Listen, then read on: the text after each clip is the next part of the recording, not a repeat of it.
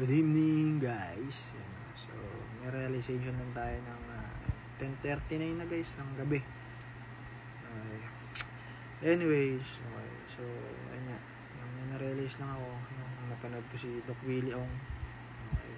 Yung dalawang video niya na nilabas patungkol sa pag-update niya sa kanyang kalusugan. At alam naman natin guys kung sino si Doc Willie at kung ano yung pinagdadaanan niya ngayon, no? May dumapong sakit sa kanya na hindi niya rin siyempre inaasahan. Okay. Pero ayun nga, no? Alam naman natin at kilala naman natin kung sino siya, diba? Siya yung mga nagbibigay ng advice, ng tips kung paano mapipigilan yung ganitong sakit, paano may iwasan, or paano mo mapapanatili, ma-maintain yung healthy lifestyle or yung diba, malusog na pangangatawan. Pero despite nung mga advices na yun guys, isa siya or siya mismo hindi naman ang sakit na yun. So na-realize ko lang guys na kahit si Doc Willie guys na ingat na sa katawan, kahit na anong advice na yung mga sinasabi niya or binibigay niya sa tao is hindi niya control yung mismo niyang katawan. Okay. So it means guys na kung siya mismo doktor siya guys siya na nga mismo doktor, alam niya na yung mga pwedeng kumbaga sa guys kumbaga isa siya sa pwedeng pumigil sa mga sakit o isa siya sa pwedeng makaalam agad no, kung paano gagamitin yung isang sakit. Pero siya mismong doktor, hindi niya control yung nangyayari sa katawan niya or yung nangyari sa katawan niya. So ibig sabihin lang guys na kung siya mismo hindi niya control, kung ibang tao mismo hindi control, kung gagaling pa siya o hindi, diba? Sabi niya nga, hindi niya rin naman alam kung talagang gagaling siya. Isang milagro o miracle na lang talaga, dasal lang talaga. Ibig sabihin guys, kung siya mismo hindi niya control na mismo at yung magagaling na doktor hindi na mismo kontrolado yung sitwasyon, so kanina pa natin siya ilalapit? Sa may control. Kanino? Sa Diyos guys. Okay. Kasi ang Diyos lang naman guys ang may control sa lahat ng bagay. Ang ibig ko sabihin lang naman dito guys, no, anything na gawin mo naman dito sa earth, okay, maging masama ka o mabuti, sa matter of choice guys masama, mabuti, alagaan mo sarili mo, hindi magpakatino o hindi, no, walang hiya ka o hindi, okay, yung Diyos pa din yung co-control doon. Okay. Kumbaga binibigyan ka lang ng Diyos ng free will na gawin yan, sige gawin mo, pero siya pa rin at the end, no, ang magsasabi kung hanggang kailan ka na lang. So ibig sabihin ko lang dito guys, at na-realize ko lang na ibigay na natin sa kanya lahat ng worries natin, problema, mga happiness natin, kwentuhan natin siya, no, at magpasalamat tayo na sa dami-daming tao dito sa mundo, no, hindi tayo na pinapabayaan.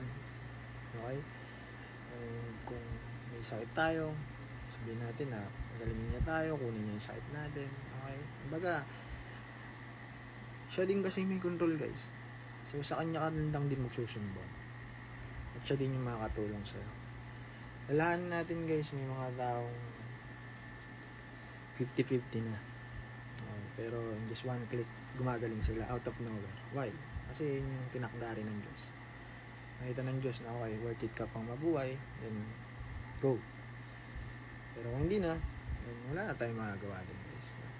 It's over. Pag sinabi ni God, no, kahit anong yaman, kahit anong dahing pera mo, okay, kahit anong lakas mo guys, in one click, bang, diba? It's over. So, pag sabihin lang guys, no, kung ikaw malakas ka pa ngayon, hindi ka pa nakakaramdam ng kung ano-ano, ilahan mo sa Diyos guys lahat.